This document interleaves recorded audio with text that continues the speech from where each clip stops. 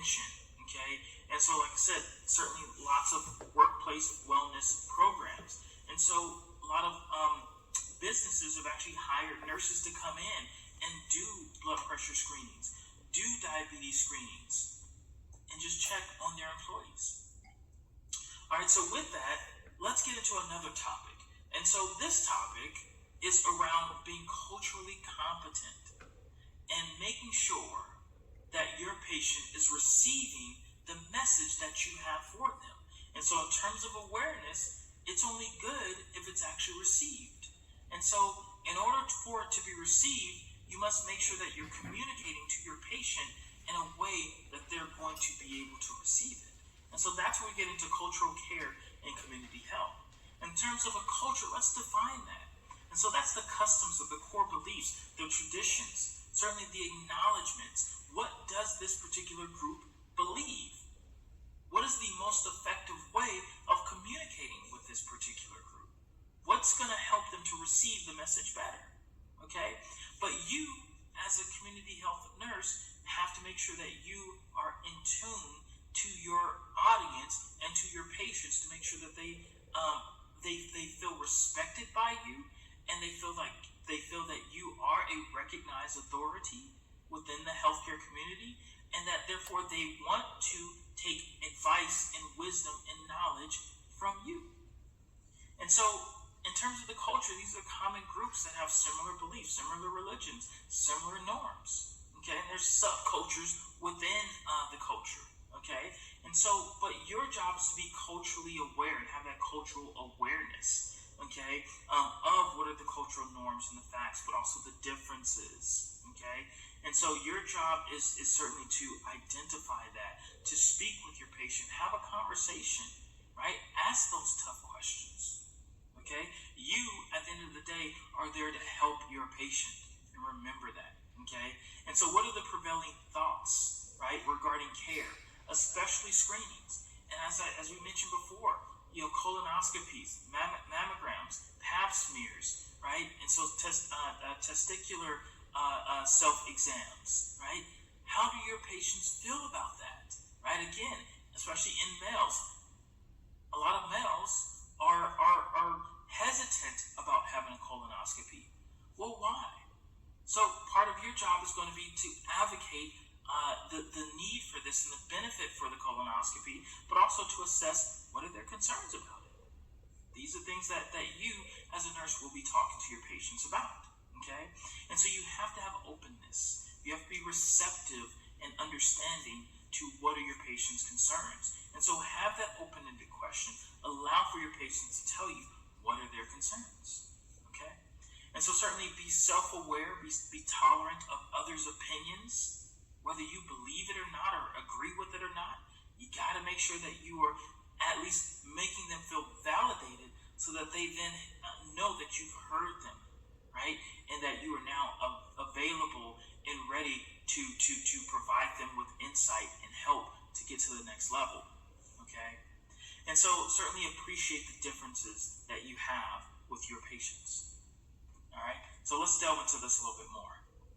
And so, in terms of patient-centered care, certainly, like as we said, it's being culturally aware. So culturally aware, cultural awareness, okay? And so conveying respect for for the diversity and the differences that we see with our patients. We don't necessarily have to agree with them, but we do need to respect their choices.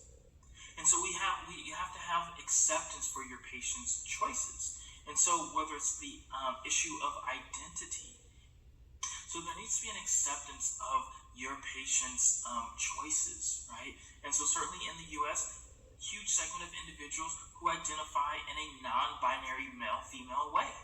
And so acknowledge that, okay, regarding sex or race or gender, right? And so certainly being very well aware of the differences, right? But also being receptive to your patient's autonomy to be able to make that choice, okay? And so certainly you'll deal with handicapped patients. It's patients who have particular impediments, patients who have an alternative lifestyle, right? And so again, it's not your your job to judge, but it is your job to ask questions and to understand and to be able to deliver information that's going to help you be the best advocate for your patient. All right.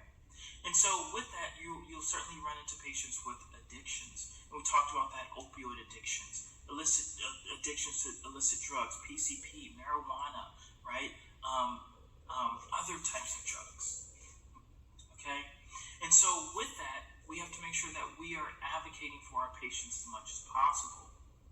So your patients need to be receptive to your professional recommendation. But how do you get there? You have to find that common ground with your patient. And so, easier said than done. But if you're communicating with your patient, if you're allowing yourself to receive what your patient is saying, then they may actually be receptive to what you're saying. Remember that. Okay? And so, at the end of the day, this is all about improving outcomes and making sure that your patient is going to be adherent to the recommendations that you are providing. And so again, building that awareness for you, but also for your patients. All right, great. Hopefully this is all setting in, okay? So in terms of cultural competence, one of the things that we don't want to do is we don't want to push our beliefs onto our patients. We want to seek to understand their beliefs. Communication is key. Can't emphasize that enough. Communication is key. And so, therefore, as a healthcare provider, as an advocate for your patients, someone who wants the best for your patients, make sure that you're asking questions, the easy questions, but also the hard questions, right? Not just where do you work, not just what do you do, but what are your sexual preferences? How many sexual partners have you had in the last 3 years?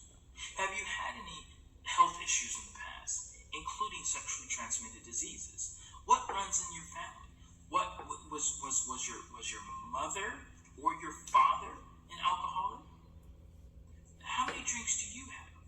So these are those hard questions that you really have to ask your patients and make sure that they understand that this is not to berate them or to be demeaning to them, but really to acquire information that's going to help your patient. Okay? And so know what your patient thinks or believes about health. Some people have a very pessimistic view of Western medicine and health. And so we have to be aware of that. And so we must also make sure that our patients understanding what we are delivering.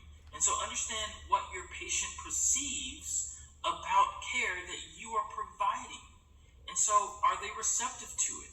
Is this something even on their radar that they want to be a part of? Okay, and so certainly you have to advocate for their health, but we must also understand what is their perspective on health. And our patients and their preferences and their behaviors are always evolving.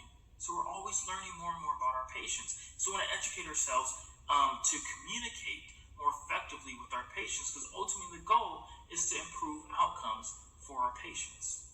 So with that, we must communicate. Okay, so we must have awareness of our own personal biases, right? So that we're not deflecting those biases onto our patients. Okay, regardless of how you feel about their behaviors, about their actions, right? You may have a mom who comes in who's on crack cocaine, but also pregnant, right? We all agree that that's not the best scenario to have. But you can't deflect your own personal biases onto that mom who is dealing with other issues and using drugs to medicate those issues away.